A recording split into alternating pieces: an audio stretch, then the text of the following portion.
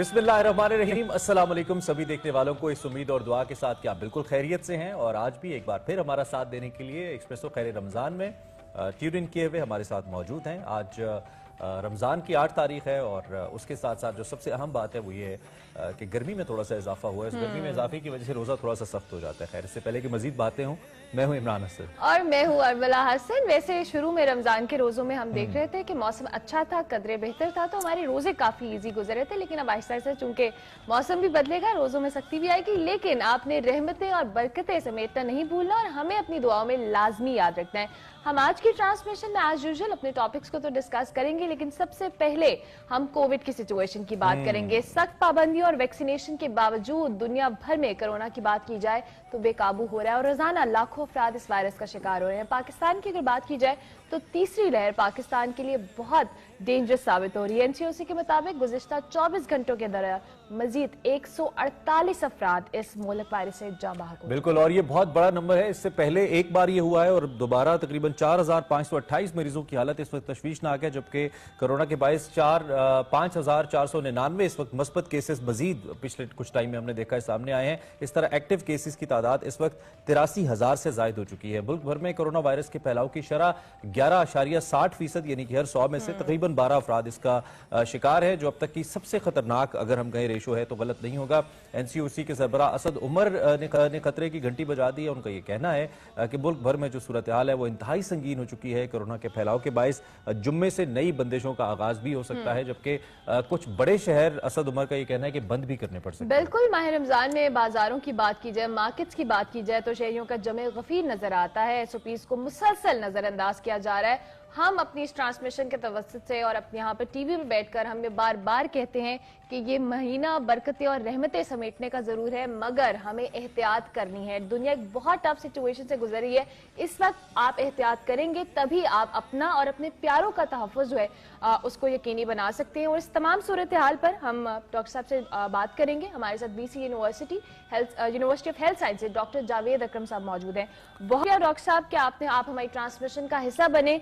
इस वक्त no doubt दुनिया एक बहुत मुश्किल वक्त से गुजरी है। हम पाकिस्तान की भी बात करते हैं, जब हम थर्ड वेव की बात करते हैं, एक तरफ तो वैक्सीनेशन लगाई जा रही है, लेकिन दूसरी तरफ अवाम एसओपीज को मुसलसल नजरअंदाज कर रही है। केसेस दिन ब दिन बढ़े और डेथ टोल भी बहुत ज्यादा हो गया।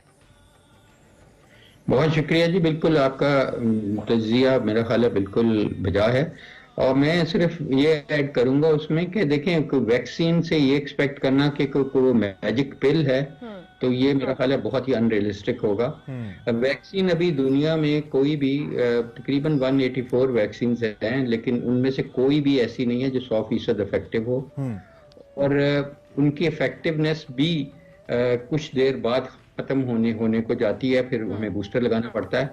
और फिर सबसे बढ़ के इस वक्त जो वजूहात हैं ये दो हैं जो आपने फिगर्स दिए, बड़े हॉरिफिक फिगर्स हैं एंड बड़े ये फिगर मैं बताऊं ये वो हैं जो आप रिपोर्टेड कह रहे हैं। जो अनरिपोर्टेड जाते हैं इसको मल्टीप्लाई कर लें 3 या 4 से, क्योंकि जाहिर है हमारा तो हेल्थ केयर सिस्टम इतना अच्छा नहीं है। लेकिन अच्छे मुल्कों में भी पब्लिक हेल्थ का असूल है कि एक अगर रिपोर्ट होता है तो 3 से 4 अनरिपोर्टेड होते हैं केसेस। तो इस तरह ये अनफॉर्चुनेट मैं इसको कहता हूँ थर्ड वर्ल्ड वॉर। और इसलिए कि जब जहाँ पे 40 लाख लोग मर जाएं दुनिया में, उसको थर्ड वर्ल्ड वॉर ही कहा जा सकता है। और इसकी 2 वजूहात हैं। एक तो ऐसी वजह है कि हम कुछ भी नहीं कर सकते सिवाय दुआ करने के। वो ये है कि वायरस अपनी साख्त बदल रही है, उसमें वेरिएशंस बहुत आ रही हैं और म्यूटेशंस आ रही हैं। और उसका इफेक्ट ये हो रहा है कि वायरस का लगाव यानी कि इन्फेक्टिविटी उसकी बहुत ज़्यादा डबल से भी ज़्यादा बढ़ चुकी है। अभी जो लेटेस्ट म्यूटेशंस आई हैं वो डबल म्यूटेंट कहते हैं, वो भारत का है और उससे पहले ब्राज़ील का था, फिर साउथ अफ्रीका का था FY501, और फिर उससे पहले इंग्लैंड का हमें पता है कि यूके का B117। इन म्यूटेशंस के 2 बहुत सीरियस नताइज हैं। एक तो ये है कि वायरस अब अगर पहले 50 लोगों को लगने की अब 100 को लग रही है, कि उसकी जो अफिनिटी है आपके रिसेप्टर को लगने की वो बहुत उसकी जो स्ट्रेंथ है लगने की वो बहुत बढ़ गई है, मल्टीप्लाई हो गई है। और ये इनमैच्योर जो ACE2 रिसेप्टर्स है जो फेफड़ों में होते हैं, बच्चों के भी होते हैं, उनको ये नहीं लगती थी, स्पेयर कर रही थी बच्चों को। तो अब बच्चों को भी इफेक्ट कर रही है। और तीसरा जो ज्यादा तशवीशनाक है वो ये है कि इसकी विरुलेंस भी बढ़ गई है, यानी कि इसकी फर्टेलिटी रेट भी इससे बढ़ गया है।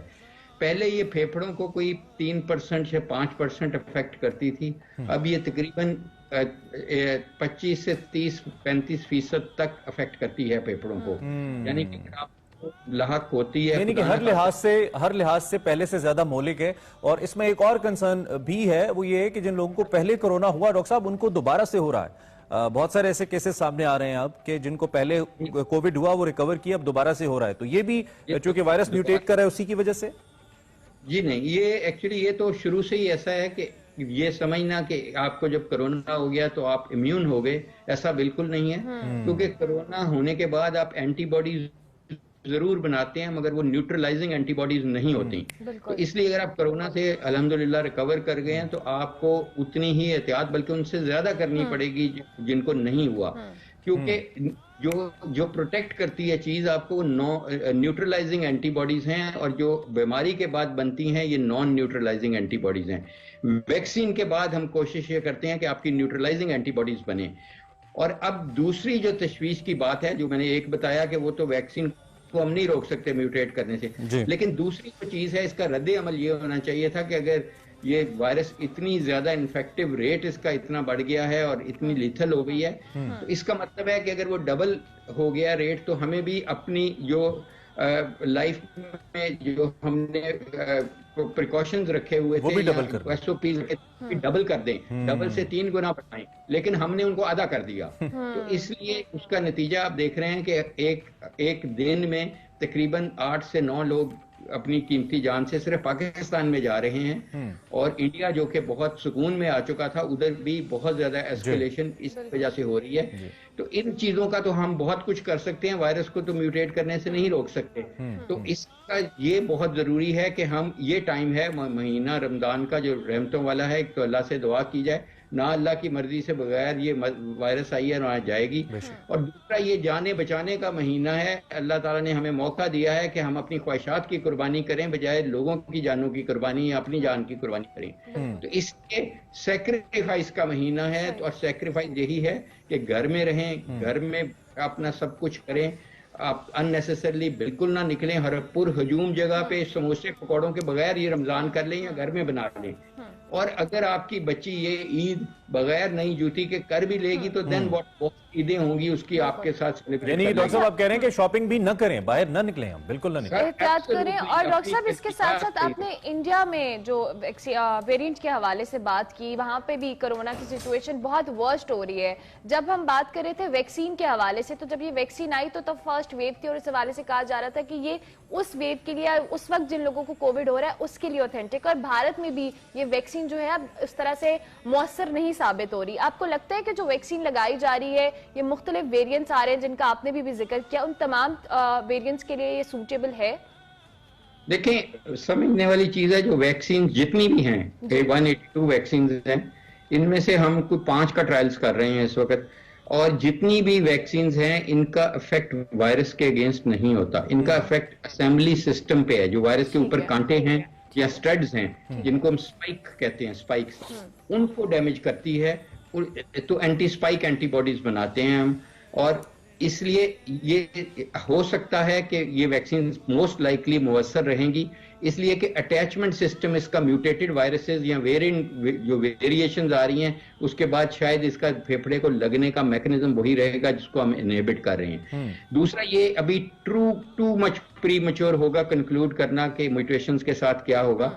इस वक्त right now as I speak तो हम एक ट्रायल कर रहे हैं जो एन हुई का है, जो ZF 2001, और उसमें हम एग्जैक्टली ये चीज देख रहे हैं कि पाकिस्तान में कितनी म्यूटेशंस हैं। हमारे ख्याल में 30% अभी भी यूके स्ट्रेन्स हैं, और यहाँ पाकिस्तान में भी GP स्ट्रेन और ये KPK स्ट्रेन, पंजाब स्ट्रेन फर्क है। डॉक्टर साहब मुख्तसरन बता दीजिएगा, बच्चों में ये वायरस लग तो रहा है, क्या बच्चों में रिकवरी एडल्ट्स की निस्बत बेहतर है या ज्यादा क्रिटिकल है?